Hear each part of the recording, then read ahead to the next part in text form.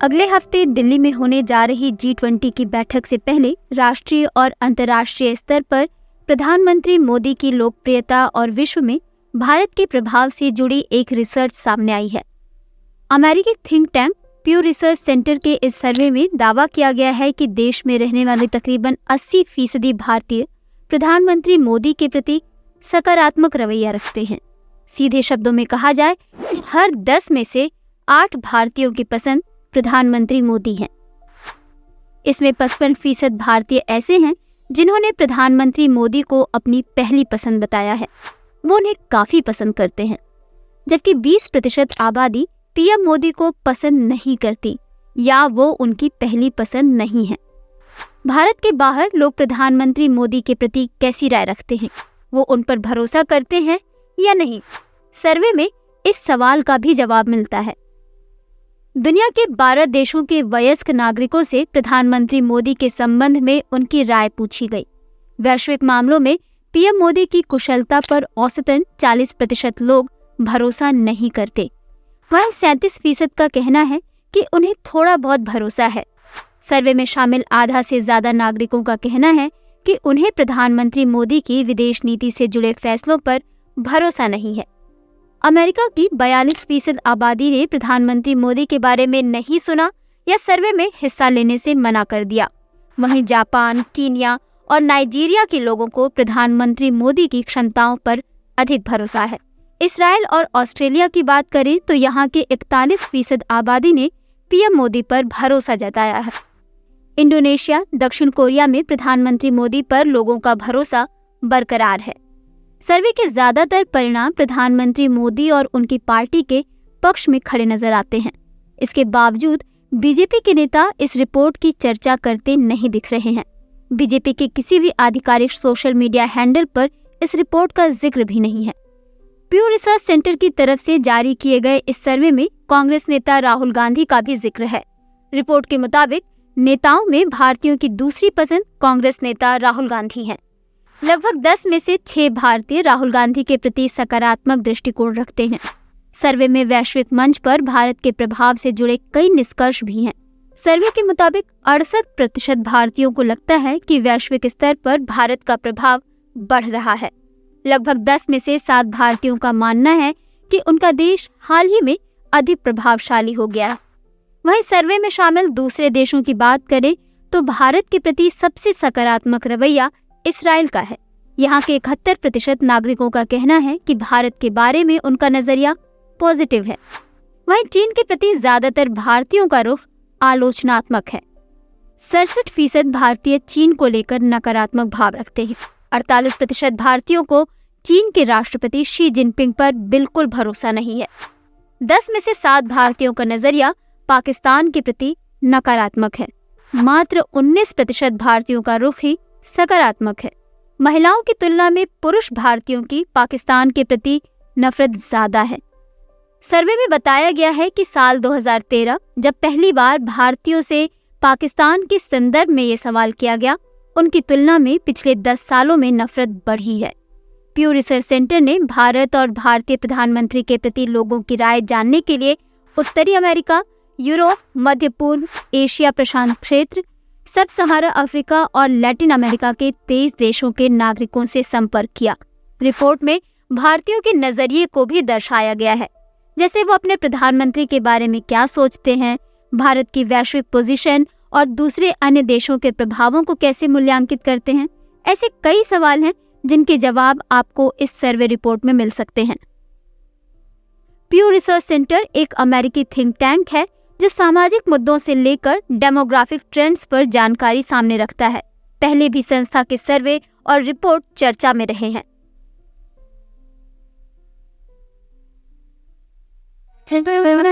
भीमा भाई कारावदारा की कहानी फर्श से अर्श तक पहुंचने की कहानी है। उनकी कहानी हर किसी के लिए प्रेरणा है। साल 1987 में भीमा भाई ने जामनगर छोड़ दिया और सूरत चले आए। उस वक्त उनके पास सिर्फ 3 भैंसें और 1 गाय थी।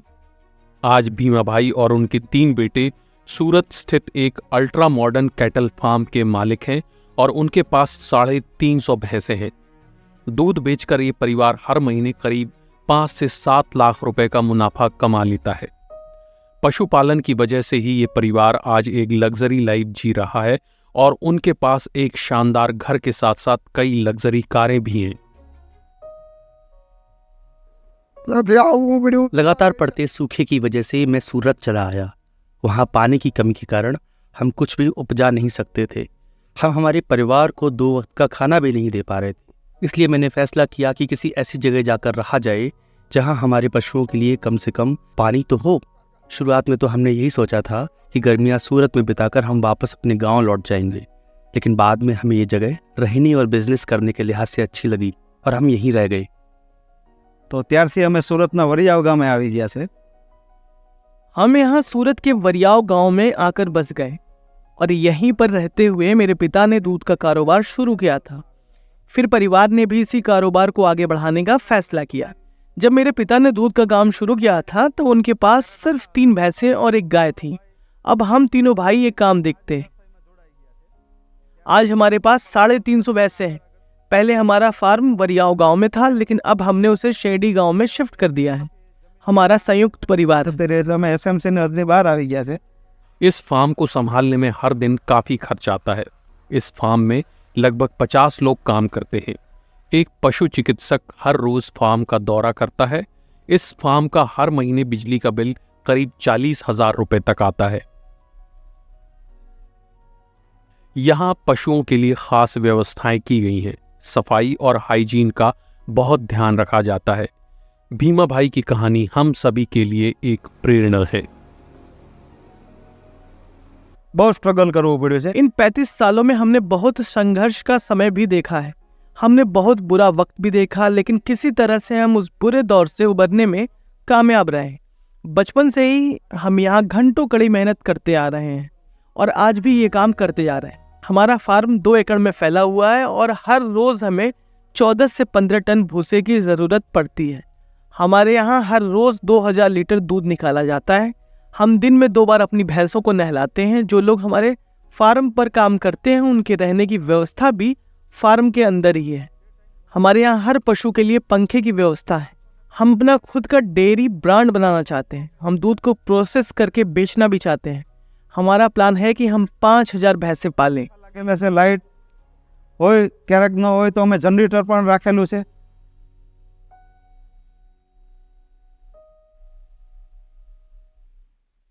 10 9 8 7 6 5 4 3 2 1 0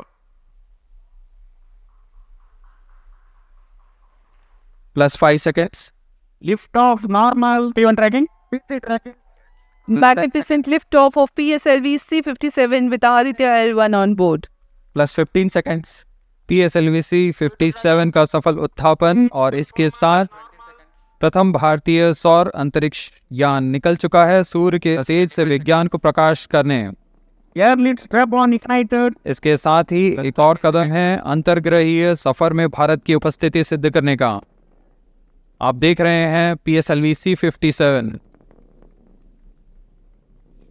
प्रथम चरण पूरी तरह सामान्य। The rocket flying forth, following nominal trajectory and developing nominal thrust. The bright fumes against a clear midday sky. A rocket launch is more than just a sight to behold. The roaring sound and the vibrations that we can feel here, adding to this, the thrill, are just amazing. Ground-lit and air-lit strap-ons operating together with the first stage S139. Separated। जैसा कि निर्धारित है ground lead strap-on को separate कर दिया गया है और प्रथम चरण का निष्पादन सामान्य है। इस घटनाक्रम में अगला एयर लेड स्ट्रैप-ऑन को यान से पृथक कर दिया जाएगा। एयरलिट स्ट्रैप-ऑन सेपरेटेड। जी हाँ, इसकी भी पुष्टि हो गई है। स्ट्रैप-ऑन को सफलतापूर्वक पृथक कर दिया गया है। We are 100 seconds past the launch time. The ground-lit and air-lit strap-ons have been separated. S139 motor still thrusting. S139 110 second के प्रज्वलन काल के पश्चात इसे भी पृथक कर दिया गया है। +2 मिनट्स। द्वितीय चरण जो कि तरल नोदक पर आधारित चरण है, इसका प्रज्वलन शुरू हो चुका है और वर्तमान में प्रणोद उत्पन्न कर रहा है।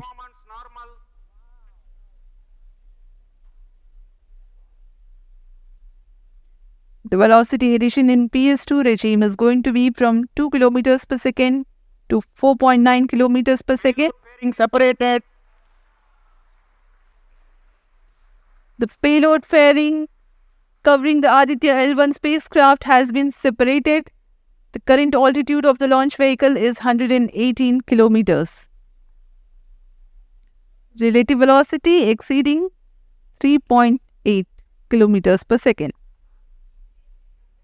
जी हाँ, यान अब घने वातावरण से बाहर जा चुका है, इसलिए ऊष्मा कवच की ज़रूरत नहीं रह जाती है और इस कारण इसे यान से पृथक कर दिया जाता है।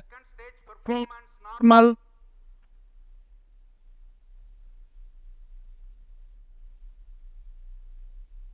द्वितीय चरण वर्तमान में प्रणोद उत्पन्न करता हुआ और यान पूरी तरह सामान्य प्रदर्शन करता हुआ अपने अनुमानित पथ की ओर बढ़ रहा है।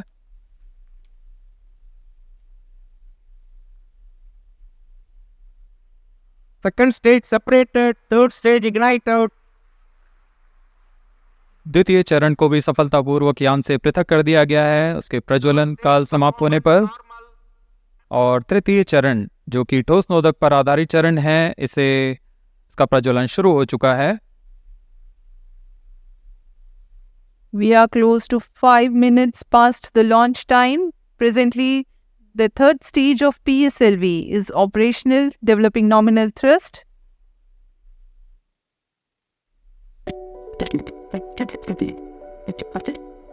चंद्रयान 3 का रोवर प्रज्ञान चांद की सतह पर लगातार सक्रिय है और हर रोज चांद से जुड़ी दिलचस्प जानकारियां भेज रहा है। चांद पर प्रज्ञान रोवर कितनी दूरी तय कर चुका है, इसरो की तरफ से इस बारे में जानकारी दी गई है। 2 सितंबर को इसरो ने बताया कि दूरी के मामले में रोवर ने नाबाद सेंचुरी लगा दी है। इसरो का कहना है कि चांद की सतह पर प्रज्ञान रोवर ने अब तक 100 मीटर से ज्यादा की दूरी तय कर ली है और चांद की सतह पर यह सफर अभी जारी है।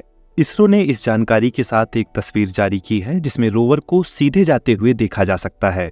इसके बाद रोवर अपना रास्ता बदल लेता है और दूसरी दिशा में मुड़ जाता है। इससे पहले 31 अगस्त को इसरो ने बताया कि चंद्रयान 3 के लैंडर विक्रम पर लगे payload instrument for lunar seismic activity यानी ILSA ने चांद की सतह पर भूकंप जैसी प्राकृतिक घटना को रिकॉर्ड किया। इसरो का कहना है कि भूकंप 26 अगस्त को आया था और अब भूकंप के सोर्स की जांच की जा रही है। इसरो ने यह भी बताया है कि इल्सा पेलोड माइक्रो इलेक्ट्रोमैकेनिकल सिस्टम्स यानी MEMS टेक्नोलॉजी पर आधारित है और ऐसा पहली बार है कि जब चांद की सतह पर इस तरह का उपकरण भेजा गया है। चांद पर होने वाले कंपन को इसी उपकरण ने रिकॉर्ड किया है। इससे पहले भी विक्रम लैंडर ने चांद और रोवर प्रज्ञान से जुड़ी अलग अलग तस्वीरें और वीडियो भेजी हैं। ऐसे ही एक वीडियो में प्रज्ञान रोवर गोल गोल घूमता हुआ दिखाई दे रहा है। इसरो ने चंद्रयान 3 की 23 अगस्त को चांद के दक्षिणी ध्रुव पर सफलतापूर्वक सॉफ्ट लैंडिंग करवाई थी।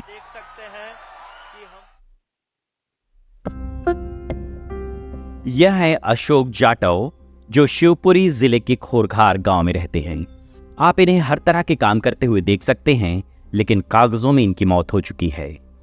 46 साल के अशोक को उनकी मौत का तब पता चला जब उनके पास प्रधानमंत्री किसान सम्मान निधि योजना के तहत मिलने वाली सालाना 6,000 रुपए की राशि आना बंद हो गई। 3 बीघा जमीन के मालिक अशोक का जीवन यापन मजदूरी से होता है। उन्होंने सम्मान निधि के लिए विभिन्न स्तरों पर प्रयास किया, तब उन्हें पता चला कि उनकी मौत हो चुकी है। इसके बाद जुलाई में उन्होंने कलेक्टर के पास आवेदन दिया। अशोक के लिए अब सबसे बड़ी चुनौती अपने आप को जिंदा साबित करने की है। हम चले साहब, हमने कलेक्टर के लगा दी, वो आवेदन बना गए। फिर भी आए वो काका दबा से CO साहब, वो बोले कि यार बहुत है कहीं। मैं कहा कि क्रूप, मैंने कि साहब हमका क्रूप दे। अब हम तो मौजूद बैठे हैं, अब हमका क्रूप दे। तो बोलो तो कोई यार ऐसा कुछ नहीं होगा कहीं। हम बोले साहब कुछ नहीं होगा। तो मैं तो साहब गैल को पढ़ो आदमी हो, मेरे कि साहब कुछ नहीं होगा। तो भैया बैठे हैं, चलो ठीक है, जो हो रहा तो वन दे मैंने कही। कुछ यही स्थिति दाताराम जाटव की है। वह भी मजदूरी करते हैं। उन्होंने प्रधानमंत्री रोजगार योजना के तहत लोन लेने का सोचा और उसके बारे में पता करने पंचायत भवन गए। तब उन्हें पता चला कि कागजों में उन्हें भी मारा जा चुका है। अब हम लोग बताओ, डॉक्यूमेंट अभी साबुत नहीं है तो आगे लाभ कैसे मिलेगा? शासकीय योजना को कैसे लाभ लूँगा मैं मृत्यु हो गया, मैं मर गया कागजों में, पर मुझे लाभ कैसे मिलेगा? मरे हुए आदमी को दे सकता है कुछ? जिंदा आदमी को तो खाने के लिए तुम वो दे देंगे, मरे हुए तुम कमा देंगे, कालेगा? आप बताओ, तुम पत्रकार हैं, मरा हुआ आदमी तुम क्या ना खिलाओगे, कालेगा? नहीं खाएगा। तो आप समझो। इसी तरह का मामला आशाराम और हेमंत रावत का भी है, जिन्हें पंचायत ने मरा घोषित कर दिया है। खोरखार में ऐसे 7 लोग हैं और अगर पूरे इलाके की बात की जाए तो अभी तक 26 लोगों को चिन्हित किया गया है। मेरी पंचायत में 7 लोग हैं तो वो मृत्यु घोषित कर दें, वो हमसे शिकायत करते हैं। हमने जिला में भी किया है, हमने जनपद में भी निवेदन किया है कि श्रीमान जी ये समस्या है। वो आते हैं बेचारे, उनके पैसे भी नहीं मिल रहे और हर चीज़ से परेशान है। वो कहते हैं हम जीवित हैं, वो हमारे मृत्यु घोषित कर दिया, हमारे संज्ञान में तो कोई है नहीं है। मध्य प्रदेश सरकार की 2 योजनाएं हैं, जिनमें एक संबल है तो दूसरी निर्माण श्रमिकों का पंजीयन, जो भवन एवं अन्य सनिर्माण कर्मकार मंडल द्वारा किया जाता है। इन योजनाओं के तहत पंजीकृत श्रमिक की मृत्यु होने पर अंत्येष्टि सहायता के रूप में 6,000 और अनुग्रह राशि के रूप में सामान्य मृत्यु पर 2 लाख और दुर्घटना में मृत्यु पर 4 लाख रुपए दिए जाते हैं। इसमें भ्रष्टाचार शिवपुरी की जनपद पंचायत में हुआ, जहां पर लगभग 94 लाख रुपए इन लोगों की अंत्येष्टि और अनुग्रह राशि के नाम पर निकाल लिए गए। मामले में 2 मुख्य कार्यपालन अधिकारी, 2 बाबू और 1 ऑपरेटर शामिल थे। इसको इस तरह से देखें कि जो पोर्टल पे जो अपलोड कर रहा था, जो डाटा एंट्री ऑपरेटर होता है, तो उसको यदि किसी तरह से एक्सेस है कि जो उनके ऑफिसर हैं कि उनके आईडी से जो चीज़ें होनी चाहिए, जो पुष्टि होनी चाहिए कोई क्लेम का, तो वो एक्सेस भी उसको था, जिसके आधार पे वो सारा सब कुछ कर पा रहा था। तो जो रिक्वायर्ड उसमें अभिलेख होते थे वो चूँकि अकेला वही कर रहे थे, तो वो उसने खुद ही किया और खुद ही उसको क्लियर किया और राशियाँ अलग किसी खाते में अपने परिजनों के, खुद के खाते में अपने परिजनों के खाते में राशि उसने ली। इसमें कुछ को गिरफ्तार किया गया है और जांच की जा रही है कि ऐसे कितने और मामले हैं, लेकिन पीड़ितों को अपने आप को जिंदा साबित करना आसान नहीं दिख रहा है।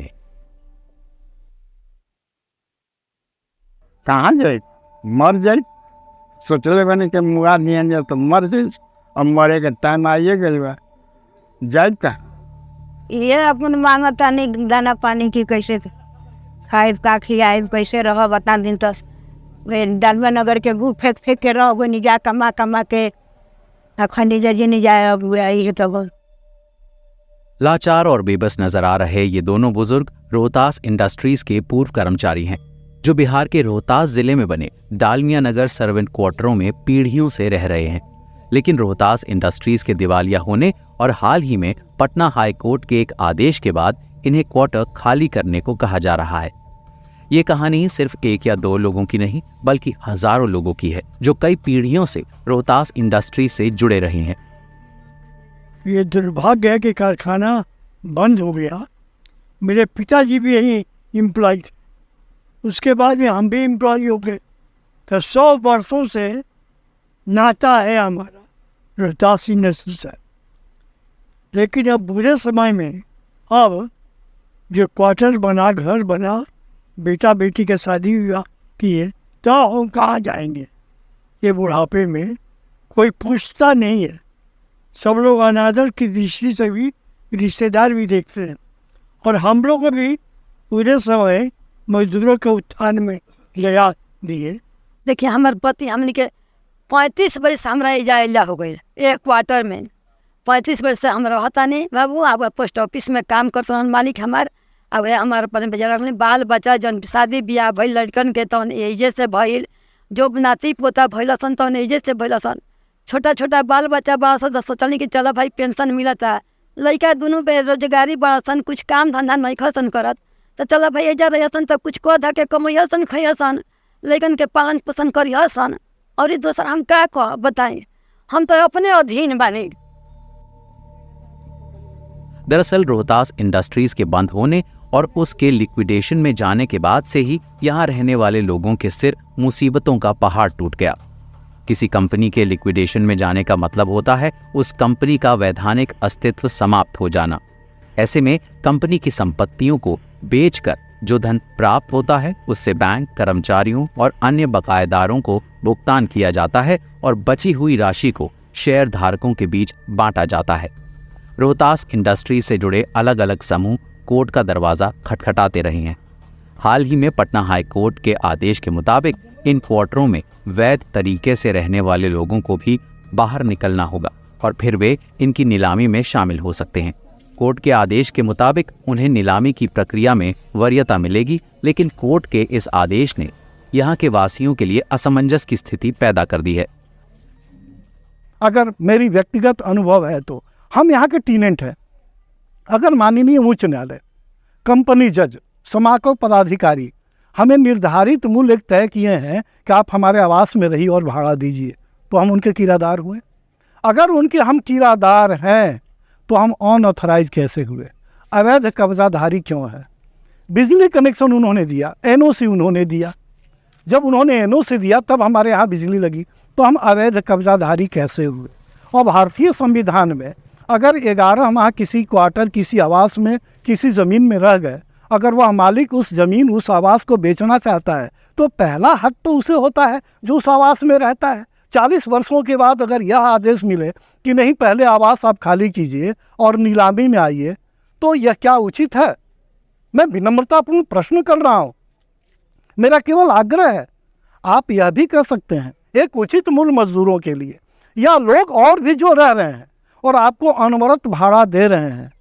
न्यायालय सबके लिए है। हालांकि बीती 29 अगस्त को सुप्रीम कोर्ट ने यहां के लोगों को फौरी राहत देते हुए 11 सितंबर तक बेदखली पर रोक लगा दी। साथ ही कोर्ट ने कहा कि क्वार्टरों की नीलामी ऐसे हो कि रोहतास इंडस्ट्रीज के पूर्व कर्मियों और परिजनों को हटाए बगैर नीलामी की प्रक्रिया शुरू हो सके। रोहतास इंडस्ट्रीज से जुड़े मसलों पर लंबे समय से रिपोर्टिंग करते रहे वरिष्ठ पत्रकार उपेंद्र मिश्र कहते हैं कि जब भी कोई कंपनी लिक्विडेशन में जाती है तो पहली देनदारी मजदूरों की होती है। आपको पता ही है, जब भी लिक्विडेशन में कोई कंपनी जाती है तो उनके मजदूरों का फर्स्ट लायबिलिटीज बनता है, सेकंड लायबिलिटीज सरकार और सप्लायरों का बनता है, और थर्ड फोर्थ लायबिलिटीज में जाते हैं मालिक को मिलेगा। तो उनको तो अब सारा बेच करके और उन भुगतान करना है। मजदूरों के भी पैसे बकाए हैं, रह गए हैं, ग्रेचुइटी के पैसे बकाए हैं, काम के भी कुछ पैसे अभी तक बकाए पड़े हुए हैं। इस बीच क्वार्टर खाली करने का हाईकोर्ट ने आदेश दे दिया है, जिसके कारण उनके परिवार के सामने बड़ी समस्या खड़ी हो गई है। रोहतास इंडस्ट्रीज में लिक्विडेशन प्रभारी की भूमिका निभा रहे एन.के. वर्मा ये स्वीकार करते हैं कि कंपनी पर लोगों का बकाया है। वहीं पटना हाई कोर्ट से संबद्ध सहायक कंपनी रजिस्ट्रार सह सहायक शासकीय समापक मोहित कुमार से कहते हैं कि कर्मचारियों का सारा बकाया ऑफिशियली पूरा कर दिया गया है। अभी जो रिसेंट डेवलपमेंट्स हुए हैं उसका बेसिस अक्टूबर 2022 का माननीय उच्च न्यायालय पटना का एक ऑर्डर है, जिसमें 1471 क्वार्टर्स के एविक्शन की बात की गई है। उसके बेसिस पे रिसेंट डेवलपमेंट्स हुए हैं, जिसमें अलग अलग याचिकाकर्ता डिवीज़न बेंच में भी अप्रोच किए थे, और उसके बेसिस पे हमारा एक्शन टेकन रिपोर्ट सबमिट किया गया, और हाई कोर्ट के अक्टूबर 22 के ऑर्डर के बेसिस पे ही करंट डेवलपमेंट्स हुए हैं। और जहाँ तक वर्कर्स के ड्यूज़ की बात है, ऑफिशियली सारे पेमेंट्स कर दिए गए हैं।